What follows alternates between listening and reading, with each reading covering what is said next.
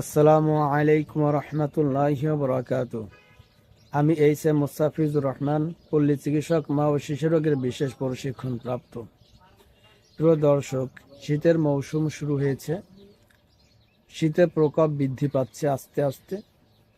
এই শীতের মৌসুমে আমাদের বা আপনাদের যাদের ঘরে ছোট বাবু আছে বা ছোট বাচ্চা যাদের আছে, তাদের প্রতি আমাদের যত্নবান হতে হবে। শীতের মৌসুম বাদে আমরা আমার বাবুকে যতটুকু যত্ন করতাম বা তার স্বাস্থ্যের খেয়াল রাখতাম, তার থেকে একটু বেশি যত্নশীল হতে হবে, যত্ন নিতে হবে। কেননা এই শীতের মৌসুমে আপনার বাবুর বা আমার বাবুর বিভিন্ন রোগ হতে পারে, যেমন ঠান্ডা, জ্বর, কাশি, নিউমোনিয়া, ইনফ্লুয়েঞ্জা, এই ধরনের বিভিন্ন রোগ হতে পারে। এই জন্য আপনার বাবুর প্রতি আপনাকে অধিক যত্নশীল হতে হবে।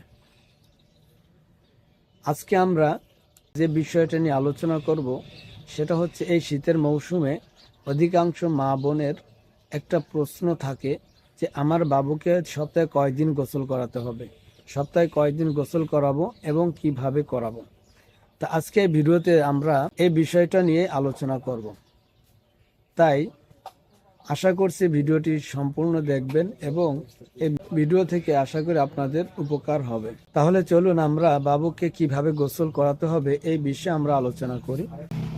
আপনার ছোট বাবুকে গোসলের আগে আপনাকে গোসলের প্রস্তুতি নিতে হবে। যেমন বাবুর জন্য হালকা গরম পানি করতে হবে। গোসলের পরে বাবুকে যে কাপড় দিয়ে আমি তার শরীরটা মুছিয়ে দেব, সেই কাপড়টা হাতের কাছে রাখতে হবে, যেন এমন না হয় বাবুকে গোসল করানো শেষ তাকে শরীর থেকে পানি মোছার জন্য, কাপড় আনার জন্য দূরে যেতে হয়।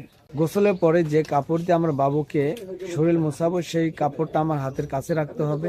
দ্বিতীয়ত, আপনার বাবুকে কখন গোসল করালে উত্তম হয়?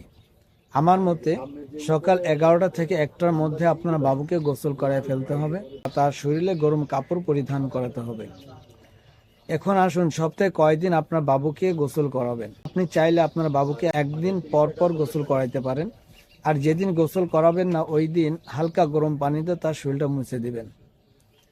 আশা করি এইভাবে যদি আপনার বাবুকে যত্ন নেন, তাহলে আপনার বাবু এই শীতের মৌসুমে ঠান্ডা, কাশি থেকে এবং অন্যান্য রোগ বালাই থেকে হেফাজতে থাকবে ইনশাআল্লাহ।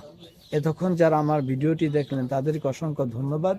আর উপকার বোধ মনে করলে আমার ভিডিওটি শেয়ার করে রাখবেন আপনারা পরিচিত জনের কাছে।